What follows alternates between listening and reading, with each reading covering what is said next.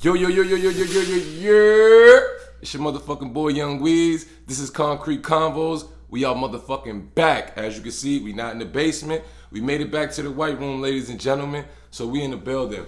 Yo, I want to just tell everybody that, I thank you for your patience. I thank you for your consistency. I thank you for, just watching me grow and trying to get this whole podcast thing together, finding my voice. And I appreciate that from y'all, you know what I'm saying? Of course, you already know, Gersh Park, always going to rep that. That's going to be in every podcast, got to represent. But for anybody who got clothing lines or whatever and you just want your shit to be in the background while I'm doing my thing, of course, as I get more people, it's going to, it's going to spread out, it's going to get bigger, it's going to get, I have this whole joint full of shit, you know what I mean? But let's get into it. First, I want to shout out a couple people. I want to shout out all my good friends. I want to shout out my man, FBCC, you know what I mean? Saya clothing, go get some of that, you know what I mean? I should have had on the Saya outfit. I'll do that for the next podcast. It's all good, you know what I mean? And I definitely should have had them VV1s in the background instead of these Jordans, but it's there already, you know what I mean? I'm not starting this whole video over. So let's get into the shit, you know what I mean? Now we're going to have a little structure, baby. We're going to have a little structure around this motherfucker. So I hope y'all ready, you know what I mean? So right now we about to get into the hot topics of the week, you know what I'm saying?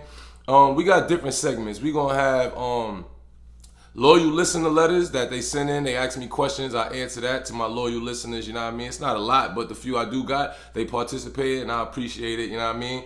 We're going to do a segment called Devil's Advocate, which y'all going to see later on, because of course I'm going to give y'all my true feelings on things. I'm going to give you the objective perspective, and I'm just going to give you the straight ignorance, because that's what the fuck we here for, you know what I mean? It's Concrete Convos.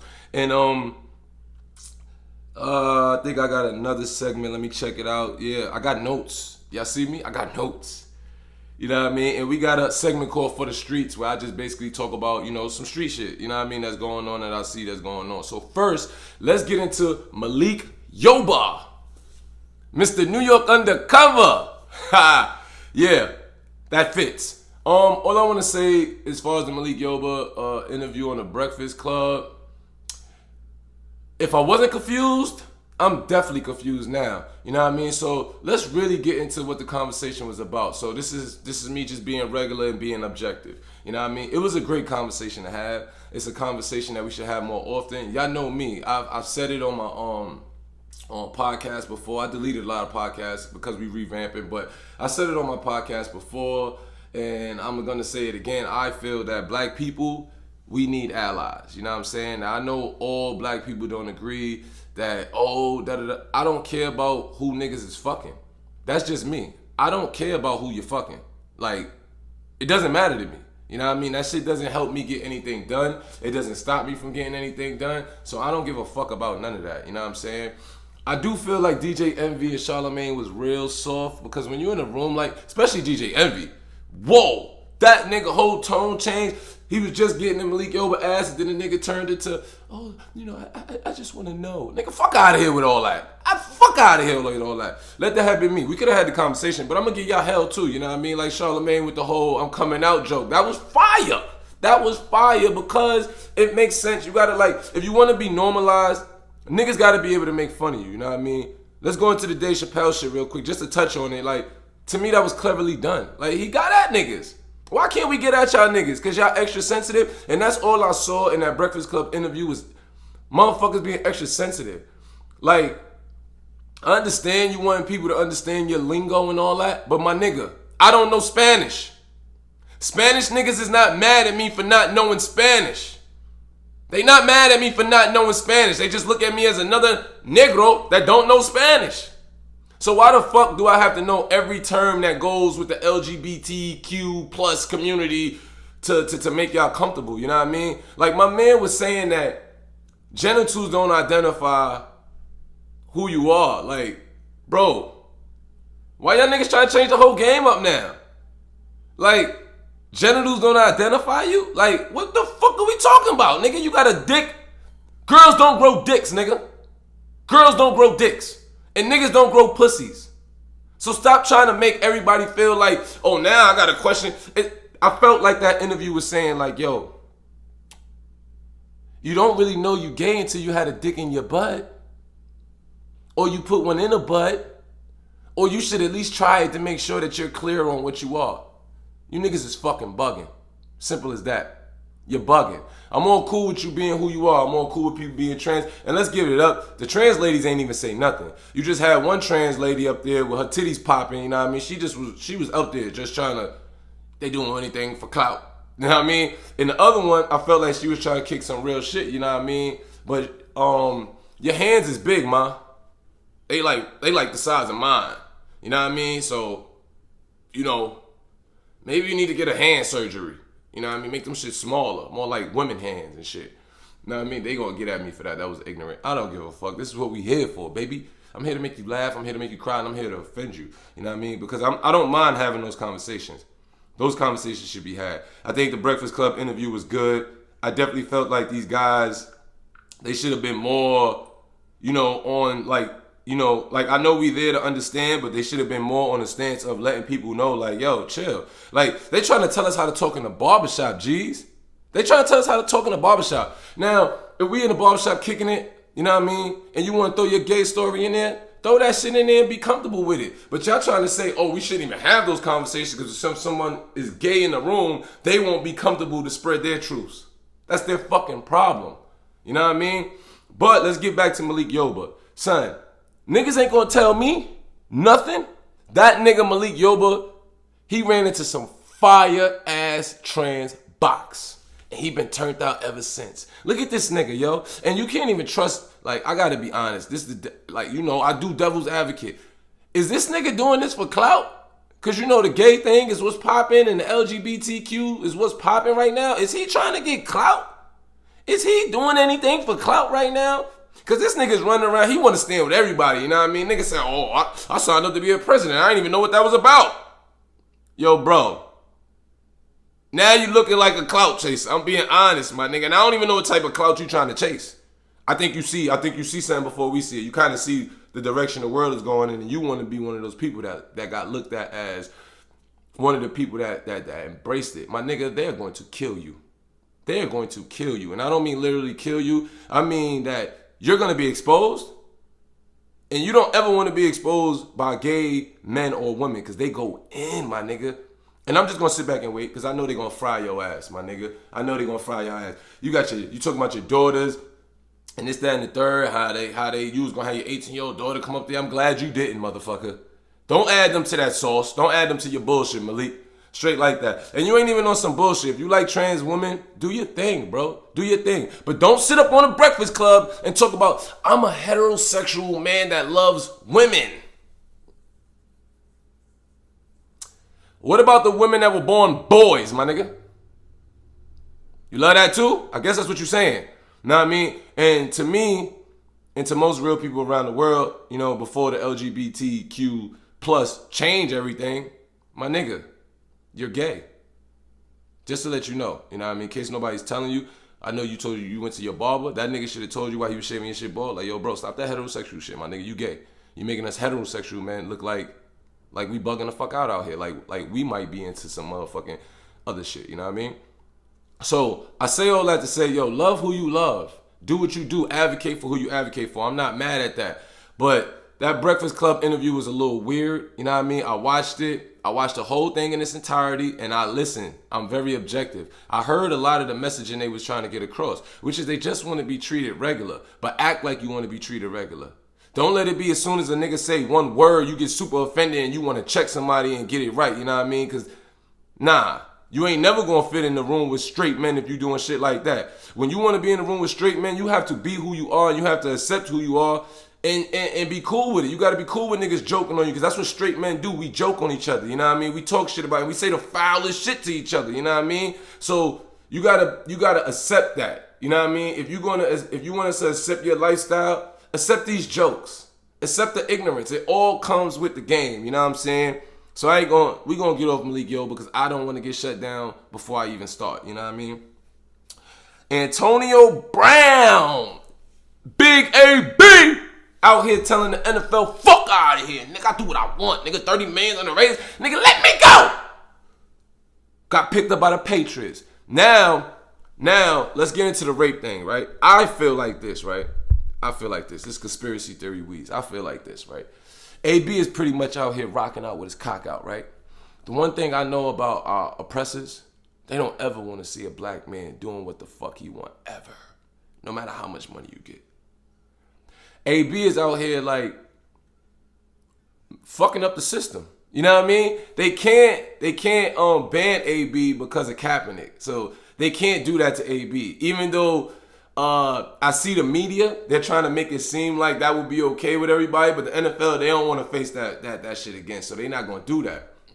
I feel like with the rape case, and it could just be me, I feel like somebody already knew that happened, and the NFL went to that young lady, or maybe the Raiders, you know what I mean? They went to that young lady and said, hey, we want to get this guy the fuck up out of here, but we got to do it in a good way. So what's up, man? You say he gave you some back shots a little rough and you ain't like it. You know what I mean? And let me chill. Let me rewind. Let me chill. I'm ODing. Let me chill.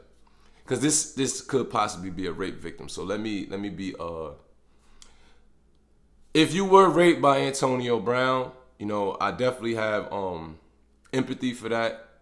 And I definitely I don't want to tell you when to report rape, because, you know, but I do have an issue with that women can report rape like 3 years later and a guy has to fight for his life 3 years later. But I guess I don't want to be insensitive to what women go through, because I don't know what it feels like to be raped. And I know when you're raped as a woman that, you know, there's a lot of emotions that come with it. I know women who have been raped and they didn't tell anybody, you know what I mean? Because they felt small, they felt like it was their fault. They felt a lot of different emotions. So let me slow the fuck down, pull it back a little bit, and let me be more sensitive to the situation. Only thing I'm trying to say is that, you know, it could be possibly a real rape, but it also could be what I was about to say, like a conspiracy theory, that the Raiders, they went and found this young lady. Hey, we give you a couple dollars to come out here and make this guy look bad. And, you know, it's bad that I got to say something like that when it comes to a rape case, but we are in the era where niggas do anything for clout. You know what I mean? They do anything for clout. So I think that with the Antonio Brown thing, I think we need to just watch that closely, pump our brakes before we start making decisions on what's what. And definitely be easy, but I just definitely wanted to be clear that I'm not trying to be insensitive towards the victim if she was really a victim. You know what I mean? And I know they're going to get at me for that, because, no, you're supposed to believe everything women say. Nigga, if you've been in a relationship and if you got brothers and sisters and shit like that, you know goddamn well don't believe everything a woman say. Know what I mean? Well, let's get off that. Power! Yeah! My nigga 50 had his directorial debut. I thought it was fire. I thought it was high paced. I thought it was action from beginning to the end. You know what I'm saying? He changed the song back. He got the fucking memo. And when he went on Ebro in the morning, shout out to Hot 97, when he went on Ebro in the morning, Ebro was like, yo, the internet kind of punked you, da-da-da-da-da. If 50 ain't want to tap out to that, but nigga, the people spoke. You got to listen to the people. The people who supported you for 6 years, you got to listen to the people. So I'm happy about him changing the song back, you know what I mean? Y'all niggas know I'm a Power fan. Y'all niggas know I'm a big 50 Cent fan. If you didn't know, now you know. You know what I mean? And I was just excited about it. I think the episode is good. I think Power is moving at a really good pace this season. And I'm looking forward to see how they're going to close it out. You know what I mean? I know 50 said we got 6 more years with Power Book 2. I think Courtney Kemp and them could pull it off. Let's see what they do. You know what I mean? I'm not really sure. You know what I mean? I'm a little iffy about that, but I don't never count my nigga 50 out. You know what I mean? You don't never count a nigga out that got shot 9 times and then bounce the fuck back from that. You know what I'm saying? Straight like that. Let's talk about the Queen. I'm going to pause right there. You know what I mean? Let y'all listen for a second, because I know they like, who the fuck is he talking about when he say the Queen? You know what I mean? So I'm going to just chill. Let y'all get y'all little thoughts. So who's the Queen? Who's the Queen? Who's the Queen? All right, we over that, nigga. Nicki Minaj is the fucking Queen. Don't ever get it fucked up. You know what I mean? See, I'm not like you bitches. You bitches forget real quick who you was trying to look like for the last 10 years. You bitches forget real quick who made you step your fucking bodies up. You bitches forget real quick who made you go buy real fucking hair to put in your head. You know what I mean? You bitches forget, but I didn't. I didn't forget.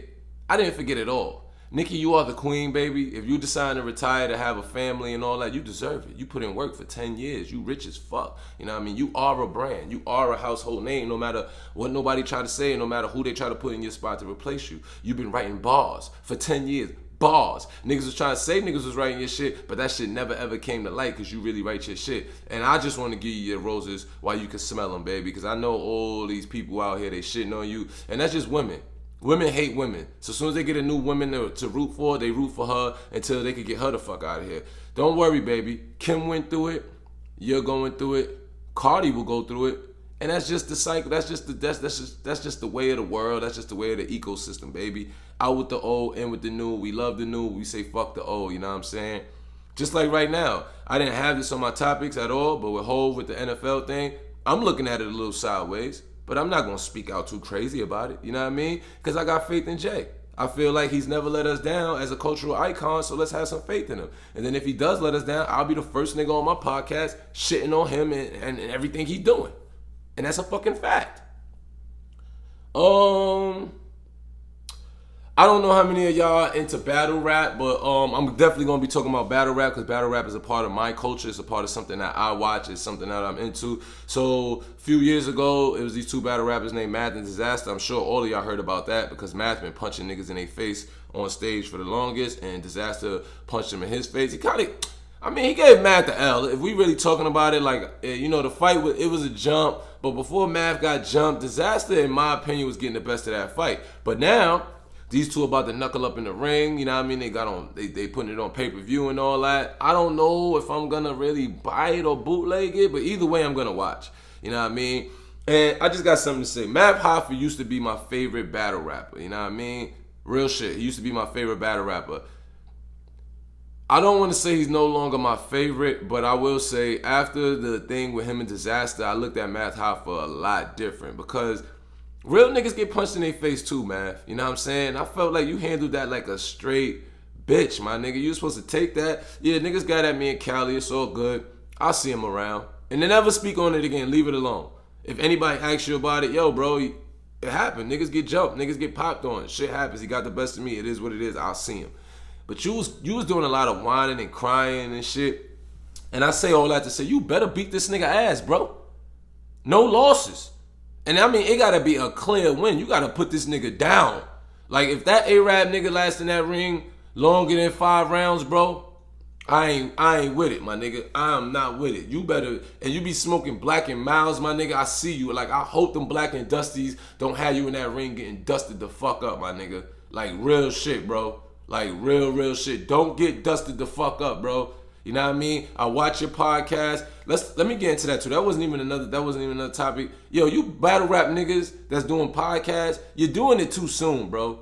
You know what I mean? If you still battle rapping, don't do a fucking podcast about battle rap. That shit is whack. You know what I mean? That's like in the NBA it works when you got the professionals talking about the professionals. But to me, in battle rap, that doesn't work because all you niggas is chasing your next battle. All you niggas is chasing the next hot nigga. All you niggas want to battle the hottest nigga.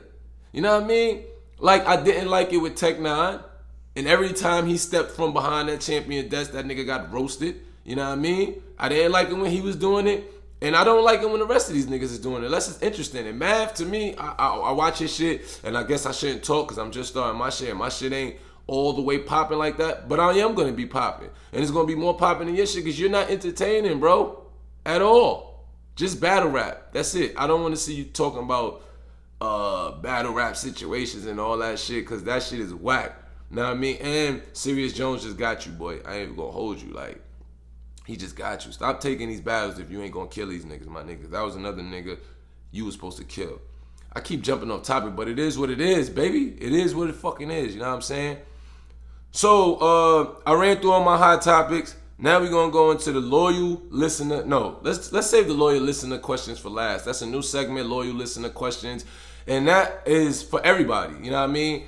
I want you to DM me on Instagram or Facebook and just hit me with any type of rant, any question. It doesn't matter what topic I'm talking about. Just hit me with any question. I'm going to answer it to the best of my ability. But we're going to skip over that right now. We're going to save that for last.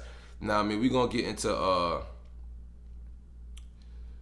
We're going to get into For the Streets. This is my segment where I talk about, some things that I feel like is for the streets, you know what I mean? People getting fooled. They think because I live in this house in the burbs that I'm still not in tune. I'm very in tune, baby. I always got to stay in tune. That's the shit that entertains me.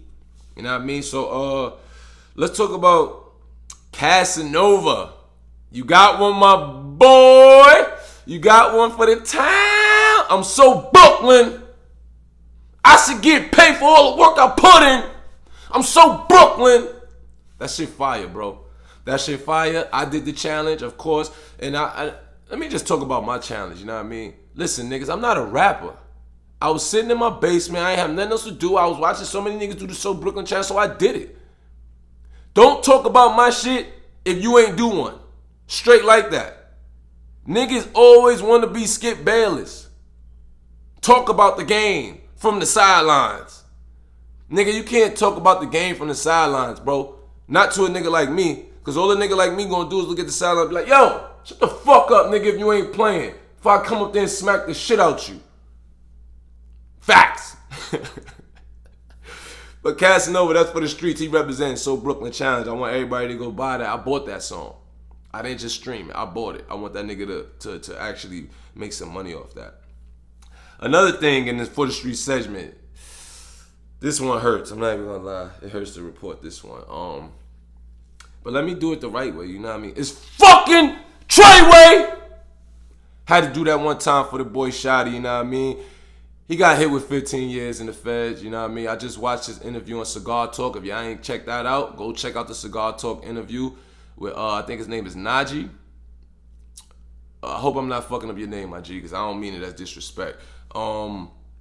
He just did an interview on there. He seems to be in good spirits. He seems to know how to bid, to be honest. You know what I mean? All my street niggas, y'all know what that mean when I say a nigga know how to bid. Some niggas know how to go to jail and live. You know what I mean? He look like he's straight. He look like he gaining some weight. You know what I mean? He look a little stressed. You know what I mean? But who wouldn't be when you go from on top of the world last year to in 1 year you basically in hell? Like, because I look at jail as hell in the cell. You know what I mean? So, that shit is fucked up. You know what I mean? Yeah, that shit fucked up, man. 15 years, man. I wish that man the best spirits. I hope he make it out okay. I hope everything is good. Another thing, Mano, Big Mano, he just dropped the album. Make sure y'all go stream that, go buy it. I listened to it. It's a good album. Mano always put out good bodies of work though. If you familiar, Mano always put out good bodies of work. You know what I mean? If you never listened to Mano before, what I would recommend that you listen to is KOB3. To me, that's fire. You know what I mean? A lot of you niggas got pussy nigga problems. But anyway, when it comes to Mano, I don't know if you guys know, it's a dude named Snow Billy. He was a part of the whole Treyway movement at the beginning. He alleges that Shotty tried to get him killed because he wanted to take over everything for 6ix9ine because Snow Billy was the real big homie and he had different plans for 6ix9ine or whatever. And he's basically saying that none of this shit would have happened if they would have listened to him. He's been on the internet a lot lately, talking mad shit and just speaking on mad shit, telling stories and shit. And Mano basically saying like, yeah, nigga, you making shit up. Who do I believe? I believe Mano. I'm just being honest, you know what I mean? That nigga track record to me is flawless, you know what I mean? And Mano said, nigga, you making shit up. So I'm waiting to see if Snow Billy gonna address that, but most niggas don't address Mano after he speak, you know what I mean? Cause he's so fucking Brooklyn. Do I want to talk about this? Snowfall season finale was trash. A lot of people watch Snowfall, and I do power reviews every week, and my homegirl Nels, shout out to Nels, yo. You been looking real good. I ain't even gonna lie. See you on the gram, baby. She said that I should do Snowfall reviews, you know what I mean? But I felt like it was too late by the time she told me. I didn't start doing it at the beginning of the season, so I didn't want to start at the end of the season. And I'm glad I did, because that season finale was trash.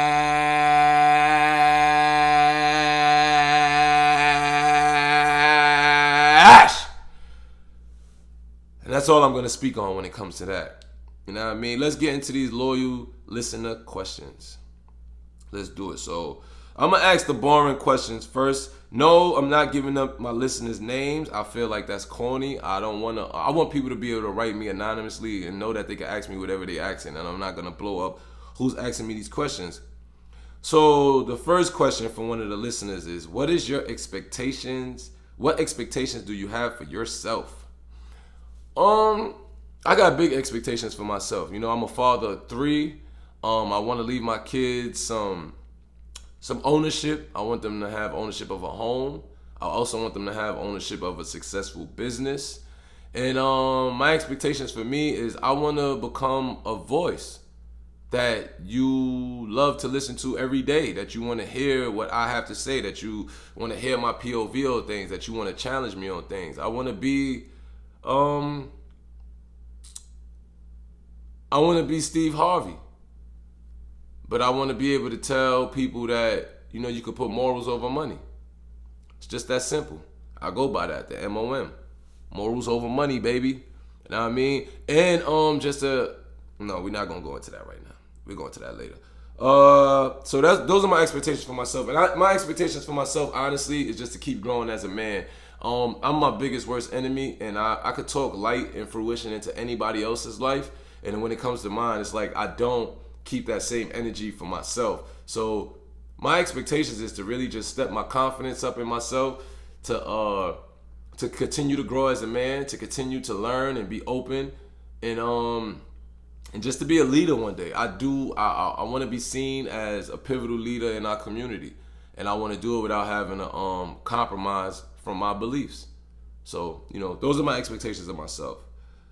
She said, what are my personal goals? My personal goal is to get, right now my personal goal is to get me at least 1,000 subscribers on YouTube to my own podcast. You know what I mean? I deleted a lot of my podcasts because I felt like it wasn't a real good representation of what I wanted to represent. And it was a long time where I was trying to find my voice in this podcasting thing, and I was going through partners and trying to find people to do it with because I just wasn't confident enough to do it myself. So yeah, right now my personal goal is to make sure that I get 1,000 YouTube subscribers. My personal goals outside of the podcast, as far as my family, is just to continue to grow as a man. Of course, get married, become a business owner, become a home owner, and all of this is within the next 5 years. And I want to basically get from under the thumb of a 9 to 5. You know what I mean? I want to be able to work for myself, determine my own days, determine how I make my money, and not having to worry about someone not appreciating all the work that I put in. Because that's my problem with jobs. I know, like, it's a job, and that's how the job field is, where they don't really give a fuck about you because you're just a body that they can replace and a social security number. And that's exactly why I gotta work for myself, because when I bust my ass, I can pat myself on the back. When I feel like taking a day off, I don't have to argue with my fucking self because I know I made the money and all that type of shit. So my personal goals is really to just be 100% independent. Real shit. That's my personal goals. What's one of my sexual fantasies? Should I let y'all into my world like that? Like, to my sexual fantasies? Let's see. I got a lot of sexual fantasies, to be honest. Let me give y'all something flagrant, though.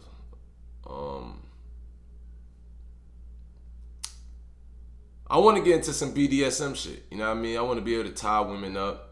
You know what I mean? Like, tie ropes around their neck.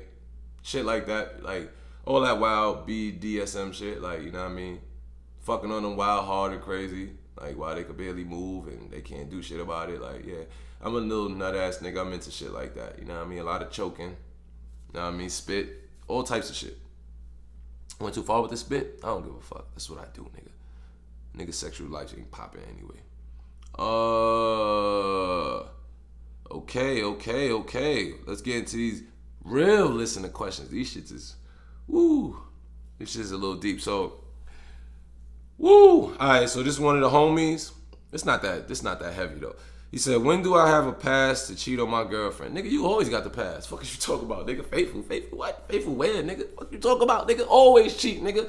Always cheat, nigga. Always cheat. Always cheat. That way she ain't got no expectations for you to be faithful. You know what I mean? Bitch, if you gonna be with me, you gonna be with me and us. You feel me? Nah, I'm bullshit. I'm straight bullshit. The politically correct answer is you shouldn't cheat on your girl. If you feel like you gotta cheat, you should leave her. You know what I mean? But I know there's guys out there that love their lady, and it just, the bedroom ain't popping like that for them, but they love their lady. So what I suggest is that you have a conversation with your lady, and man, fuck all that. I can't do that, man. I can't do that. Listen, youngin. If you ain't happy You know what I mean? You want to slang some dick, my nigga. You know what I mean? It all depends to me on the level of the relationship. So if you got kids with this woman, if you got things that where you could take a L, you know what I mean? Because we ain't out here to take L's. You know what I mean? You got to move wisely, youngin'. Don't be out here taking an L. Don't lose your whole family over some puss. You know what I mean? Don't do that. That's whack. You know what I mean? And me just being real, there's an etiquette to this shit. You know what I mean?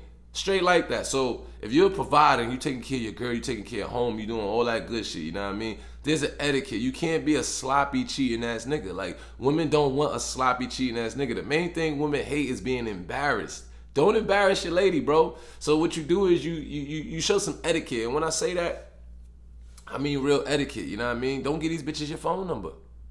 I'll hit you. You don't hit me. You know what I'm saying? What else? Man, Jay-Z said it best. The problem is you dudes treat the one that you loving with the same respect that you treat the one that you fucking. That ain't about nothing. When I was a young scrapper and I used to be out here sniping bitches, I didn't give a fuck, bitch. I got a girlfriend and you are sides. You know what I'm saying? She's the main, you are the sides. You know what I mean? I might eat you first, but I'm going for that steak afterwards. You dig? Yeah, the macaroni is good, the broccoli is good, but the main course, that steak, that's what I paid that $40 for. I didn't pay the $40 for the mac and cheese. I didn't pay the $40 for the broccoli. I ain't paid the $40 for the rice. I paid for that fucking steak. And as long as you got that understanding to treat the sides like it's sides, sides get thrown away. Sides get scraped off the plate. You'll keep a piece of steak. Now, I'm gonna say that for later. Fuck that macaroni. You dig? I hope you dig. Cause I ain't gonna give you niggas all the game, but I'm a paraphrase, you know what I mean? Cause shit, I'm in a whole fucking relationship. I don't need my girl on my back talking to me about something. Oh, you was on your podcast telling these niggas how to cheat. That's how you cheat? I just don't cheat. I just got a fucking family, you know what I mean? You got me, girl. Shit. Next question. Oh, shit. This one is a goodie. This is from a female. Let's get it. It says, I want to have a threesome with 2 guys. Now, my man says he's open to it. All right, let me start from scratch. Woo. I want to have a threesome with 2 guys. Now, my man says he's open to it, but when I bring it up, he gets aggressive and angry. But I want this shit. What should I do? The signs of your man getting aggressive and angry is obviously signs that he is not with it. You know what I'm saying? A lot of niggas say shit to see where you at, to see how you gonna feel about it. Like, yeah, baby, I'm with it, to see what you gonna feel about it. But niggas don't really be with it. You know what I'm saying? So what I would suggest you do, baby, if you really want to get into that, travel. You know what I mean? Go somewhere where you don't know no fucking body, nobody don't know you. You know what I mean? Go to Europe or somewhere. You know what I'm saying? And meet you 2 guys. Get your cheeks bust by 2 guys. You know what I mean? However way you like it. Just do that. And then, go back to your normal life. Because I don't think it's going to be a lot of niggas that's willing to let their girl get slammed by another nigga while they right there. I'm just being honest, baby. Or, maybe get you a white guy.